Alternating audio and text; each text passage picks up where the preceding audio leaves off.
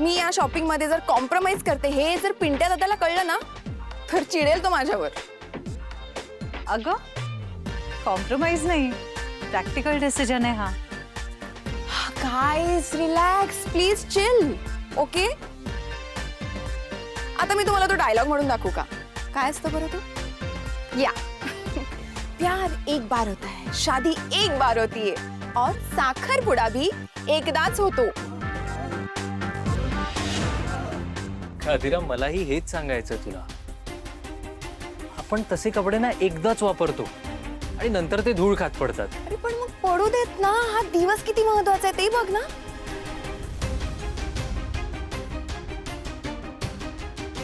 अधिरा अगं मला नाही घेता येणार ग इतकं महाग. हो Adhira actually he is right. बरोबर बोलतोय तो. हे बघ एवढे महाग कपडे घेऊन त्याचं मेंटेनन्स वगैरे म्हणजे साधं ड्राय क्लिनिंग जरी करायचं झालं तरी 2-3 हजार म्हणजे मला नाही माहित पण आय गेस तेवढे लागतीलच ना. How does that even matter? So what? अगं इट विल कॉस्ट मनी. हो माय गॉड, तू केव्हापासून पैशाचा विचार करायला लागलास रे?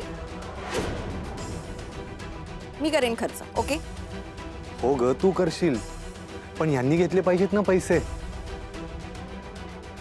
एक तर तुला माहिती ना त्यांना किती सेल्फ रिस्पेक्ट आहे. हो ना रोहन. हो पण माझ्या हट्टासाठी घेईल ना तो. हो ना रोहन? अगं त्यापेक्षा तू हट्टच करू नकोस ना. हे बघ तुझा मोठा भाऊ म्हणून सांगतो तू हट्ट करण्यापेक्षा आता तू स्वतःला बदल. ब्रँडेड कपडे वापरणं बंद कर. सॉरी टू सेव पण आता तू यांच्यासारखे साधे कपडे घालायची सवय लावून घे.